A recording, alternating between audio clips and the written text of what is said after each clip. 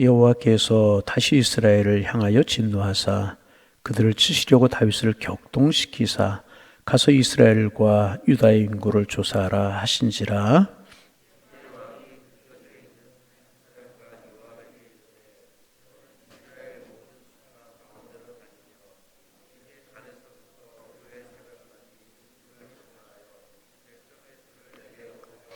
요압이 왕께 아뢰되 이 백성이 얼마든지 왕이 하나님 여호와께서 100배나 더하게 하사 내 주 왕의 눈으로 보게 하시기를 원하나이다. 그런데 내 주 왕은 어찌하여 이런 일을 기뻐하시나이까 하되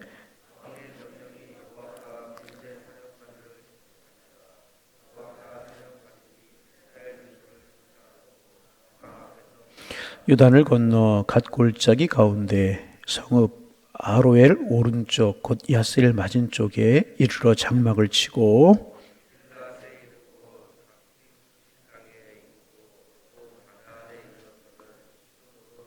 두로 견고한 성에 이르고 히위 사람과 가나안 사람의 모든 성읍에 이르고 요단 남쪽으로 나와 브엘세바에 이르니라.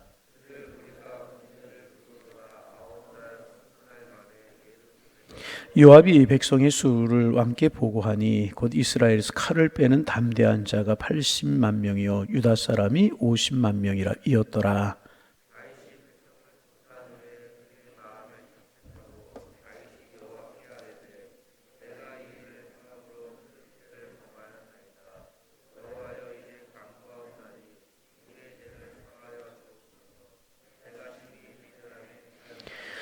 다윗이 아침에 일어날 때에 여호와의 말씀이 다윗의 선견자 된 손자 가세에게 임하여 이르시되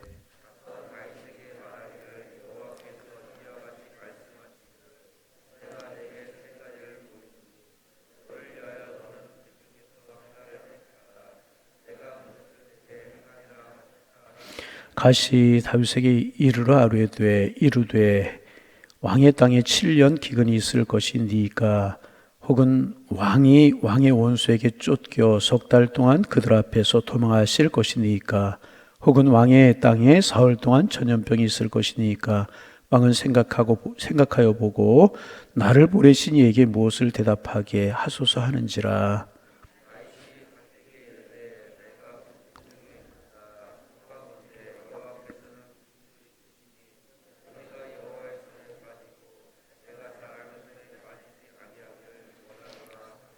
아멘. 다 같이 아멘. 오늘도 아멘 하며 살아가는 날이 되기를 원합니다. 그렇게 되기를 원합니다. 이루어 주옵소서. 이런 뜻이 아멘, 그런 뜻입니다. 여러분 마음에 품은 생각들 주님 안에서 이루어지게 하옵소서. 아멘. 한 날 되시기를 바랍니다. 오늘은 이제 우리가 잘 아는 말씀이죠. 여러분 지금 세계에서 인구가 제일 많은 나라가 어디인 것 같아요? 중국이 많았는데 인도로 바뀌었답니다. 인도가 이제 1위국으로 올라섰다. 그래요. 그 인구라고 하는 것이 그 나라의 국력을 이야기하지 않습니까? 그래서 우리나라에 지금 가장 시급한 문제 중에 하나가 자꾸 인구가 줄고 출산율이 적어지고 있고 그래서 말마다 울음소리가 줄어들고 우리 교회 올해 영시예배 드릴 때 어떤 아이 하나가 크게 울었어요. 근데 제 마음속에 기쁨으로 들리더라고요. 야, 어린아이 울음소리 있는 교회는 행복한 교회다. 그런 생각을 이제, 그래서 여러분 교회에서 아이들 뛰어노는 거 보고 울음소리가 나거든. 아, 귀하다. 그렇게 여기시기를 바랍니다. 아멘을 크게 안 하시는 것 같은데.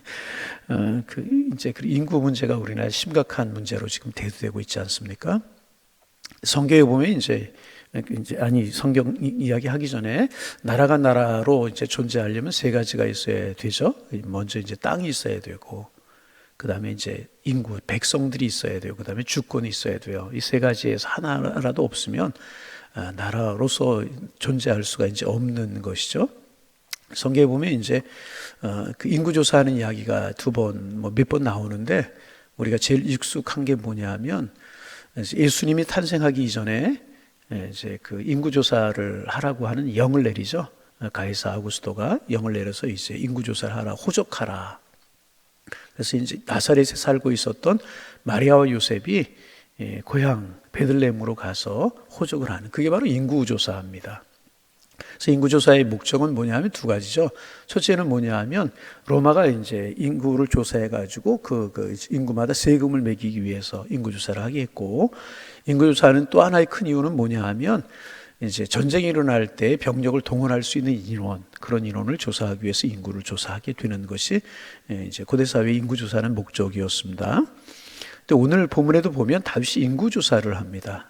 근데 중요한 사실은 뭐냐 하면 다윗이 인구조사를 한 것이 하나님의 마음에 합하지 않았다는 겁니다. 그래서 다윗이 인구조사를 함으로 말미암아 재앙을 당하게 되는, 우리 한번 읽어볼까요? 13절 말씀 읽어봅니다. 13절, 가시 다윗에게 이르러 아뢰어 이르되 왕의 땅에 7년 기근이 있을 것이니까 혹은 왕이 왕의 원수에게 쫓겨 석 달 동안 그들 앞에서 도망하실 것이나이까 혹은 왕의 땅에 사흘 동안 전염병이 있을 것이니까 왕은 생각하여 보고 나를 보내신 이에게 무엇을 대답하게 하소서 하는지라.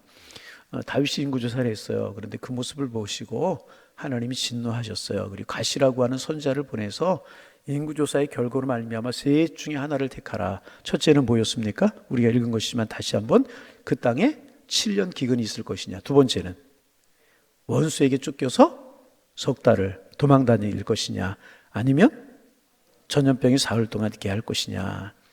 참 형벌도 희한한 형벌이죠.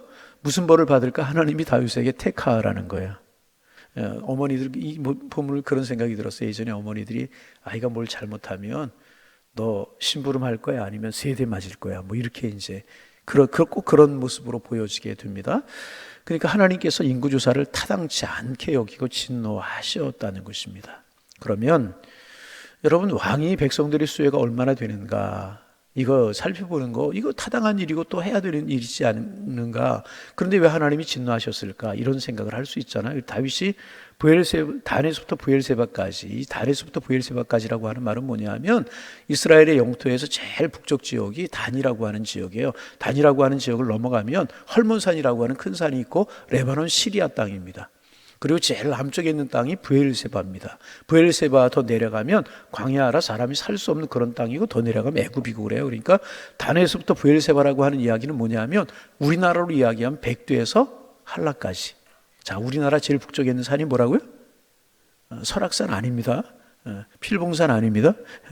백두에서 한라까지. 제주도에 있는 산이 한라. 그래서 전역을 이야기하는 거거든요. 다윗이 이스라엘 전역 인구조사를 했다는 것입니다. 그러면 왕으로서 백성의 수요가 얼마나 되는가, 전쟁이 나면 그 동원할 수 있는 병력이 얼마나 되는가, 이런 것을 조사하는 일은 타당한 것 같은데 하나님께서 이 일을 보시고 진노하셨다는 것입니다. 왜 그렇게 하셨는가? 왜 그렇게 하셨는가? 여러분, 이제 3절 말씀 같이 한번 읽어봅니다. 3절을 소리내어 읽어봅니다. 요압이 왕께 아뢰되 이 백성이 얼마든지 왕의 하나님 여호와께서 100배나 더하게 하사 내 주 왕의 눈으로 보게 하시기를 원하나이다. 그런데 내 주 왕은 어찌하여 이런 일을 기뻐하시나이까 하되, 요압이 보기에도, 요압은 누구냐 하면 다윗의 군대 장관이었는데, 이 요압은 전쟁을 잘하고 싸움을 잘하는 사람이었었어요. 전쟁터에 나가서 다윗의 군대에게 많은 승리를 안겨준 그런 사람이었는데, 이 요압의 부족한 것이 뭐냐 하면 용맹하고 싸움을 잘하는 그런 용사였었는데, 장군이었었는데 지혜는 좀 부족한 사람이었었어요. 그래서 싸움을 잘하고 전쟁을 잘하고 그러면서도 가끔 다윗의 마음을 어렵게 했던 적이 있었거든요. 그 중에 하나가 뭐냐 하면 압살롬이 다윗에게 반역을 이루었을 때 요압이 나가서 전쟁에 승리하잖아요. 그때 다윗이 부탁을 하죠. 압살롬을 죽이지 말라고 그러잖아요. 아버지가 아들을 죽이고 싶은 마음이 어디에 있겠어? 이게 다윗의 마음이었단 말이죠. 그런데 그 다윗의 마음을 요압이 헤아리지 못하고 상수리나무에 머리가 걸려있는, 나귀는 빠져나가고 머리가 상수리나무에 걸려있는 요압의 심장을 창으로 찔러서 죽이잖아요. 여러분, 부하는 상사의 말을 따르고 복종하는 것이 원래 원칙입니다. 그런데 다윗의 그 깊은 마음을 헤아리지 못하고 요압을 죽여요. 그래서 압살롬을 죽여요. 그리고 압살롬이 죽었다는 이야기를 듣고 다윗이 내 아들 압살롬아, 내 아들 압살롬아 통곡하는 그런 모습이 성경에 기록되고 있지 않습니까? 전쟁을 잘하고 싸움을 잘하는 용사인데 지혜가 부족하고 헤아리는 마음이 부족했어요. 그런데 그 요압이 보기에도 이것은 하나님이 보시기에 옳지 않은 일이었다는 것입니다. 그리고 요압이 이렇게 이야기하잖아요. 이 백성이 얼마든지 왕의 하나님 여호와께서 100배나 더하게 하사, 100배에 더하게 하사라고 하는 말이 뭐예요? 하나님께서 얼마든지 우리를 하여금 승리하게 하시고 전쟁에 나가면 얼마든지 하나님 우리를 축복하실 텐데, 내 주 왕의 눈으로 보게 하시기를 원하요. 그런데 내 주 왕은 어찌하여 이런 일을 기뻐하시나이까? 요압이 보기, 그 지혜가 많지 않은 요압이 보기에도 어떻게 생각하면 하나님께서 요압을 통해서 다윗에게 이야기하시는 것이라고도 볼 수 있잖아요. 요압이 보기에도 이것은 옳지 않은 일이었다는 것입니다. 그러면 왜 이것이 옳지 않은 일이었는가? 우리 9절 말씀 읽어봅니다. 9절 읽습니다. 요압이 백성의 수를 왕께 보고하니 곧 이스라엘에서 칼을 빼는 담대한 자가 80만 명이요 유다 사람이 합이 몇 명? 130만 명이었다는 거죠. 그 이야기가 무엇일까? 다윗이 인구조사라는 목적이 분명히 나오는 거죠. 다윗이 인구조사라는 목적이 뭐예요? 전쟁이 일어나면 칼을 들고 전쟁터에 나가서 싸울 군사가 얼마나 될까라고 하는 것을 알기 위해서 다윗이 인구조사를 했다는 그런 이야기가 되지 않습니까? 칼을 빼는 담대한 자, 전쟁을 할 수 있는 자, 그러니까 장정이라고 이야기할 수 있죠. 우리로 말하면 몇 살부터 될까요? 한 19살, 20살 아니면 17살, 18살 그때 되지 않겠습니까? 그때부터 30 중반이나 40이나 그렇게 이야기할 수 있을 겁니다. 그런 사람들을 조사해서 우리가 전쟁이 나가고, 여러분 인간적으로 생각하면 이해할 수 있죠. 하나님이 지금 축복을 주셔서 태평성대를 이루었는데 주변에 다윗의 나라가 강성해가고 그러니까 다윗의 나라를 넘보고 다윗과 전쟁을 하려고 하고 다윗 힘들게 하는 주변 나라들이 계속 어렵게 하는 일들이 있지 않았겠습니까? 그러니까 이제 우리가 이제 군사수를 세고 훈련을 해서 그런 일이 있을 때 우리가 얼마든지 물리쳐야 되겠다, 이런 생각이 여러분 인간적으로 생각하면 절대로 나쁜 생각 아니잖아요. 그런데 하나님께서는 그 다윗의 마음을 살피셨다는 것입니다. 그리고 그 마음이 믿음 없는 모습으로 이제 보여졌다는 거죠. 그래서 역대상 21장 1절 이하에 보면 다윗이 인구조사를 한 걸 가리켜서 사탄이 그의 마음을 격동시켰다, 그렇게 기록하고 있습니다. 그러니까 우리가 이제 아주 단순한 거죠. 다윗이 인구조사라는 거 하나님이 싫어하신 이유는 뭐냐면,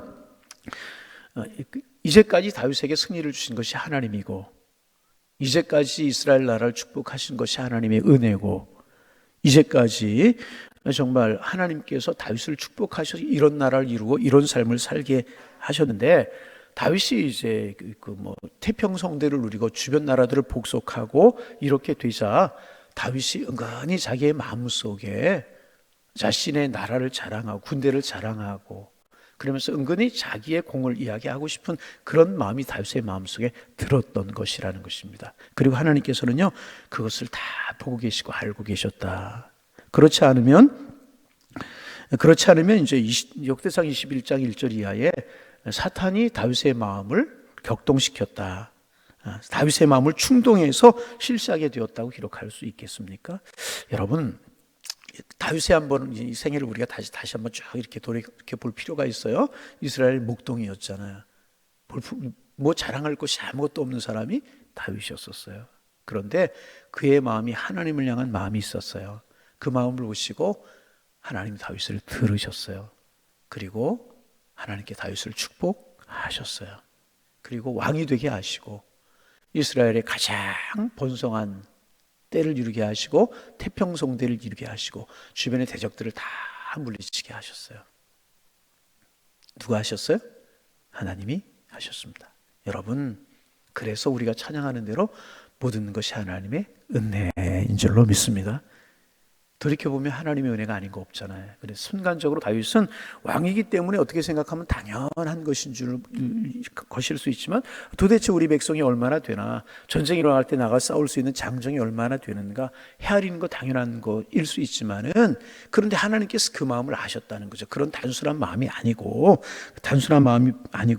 하나님보다는 백성을 의지하고 군사들을 의지하려고 하는 그 마음이 순간적으로 있음을 하나님이 아셨다는 것입니다.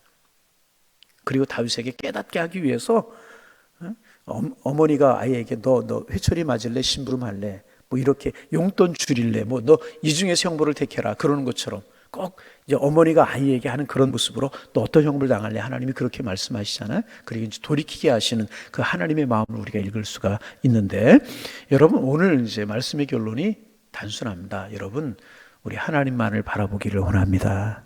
하나님만을 의지하기를 원합니다. 우리가 의지하고 싶은 것들이 많죠. 그런 이야기 하죠. 어려서는 부모님 바라보고 살고 조금 크면은 친구들을 의지한대요. 그래서 청소년기에 청년 때는 친구들이 얼마나 좋아요, 그죠? 부모님의 말, 선생님의 말보다는 친구들의 말을 더 들을 때가 있어요. 친구들 의지하고. 그리고 나이 들어서는 이제 자녀들을 의지하고 싶은 마음이 있다고 그래요. 그 당연한 것 아니겠습니까? 그런데 여러분 가만히 생각해 보세요. 부모님이 자녀에게 얼마나 도움이 될 수 있을까요? 친구들이 얼마나 우리에게 영원한 도움이 될 수 있을까요? 그렇잖아요. 자녀들 우리가 도움을 의지하고, 그거 어떻게 생각하면 당연한 것이지만은 결국 우리가 바라보고 우리가 의지할 분은 하나님밖에 없는 줄로 믿습니다. 하나님밖에 없는. 아멘. 그래서 우리가 늘 찬송하는 것처럼 주님을 바라보는 것이 우리에게 축복이라는 거예요. 여러분, 무엇을 의지하고 사셨습니까? 무엇을 의지하고 사시렵니까? 그런 것 같아요. 주님 말이 우리의 생명이고 주님 말이 우리의 길이라는 거예요. 오늘 아침에 여러분, 우리가 주님 바라보고 주님 의지하고 살지, 주님 바라보고 주님 의지하고 살지 않는 사람이 어디에 있겠습니까? 그렇잖아요. 그런데 인구조사를 해서 이렇게 그 백성들의 어떤 군사들의 수요를 의지하고 살아가는 거는 다른 사람들 다 하는 방식이란 말이죠.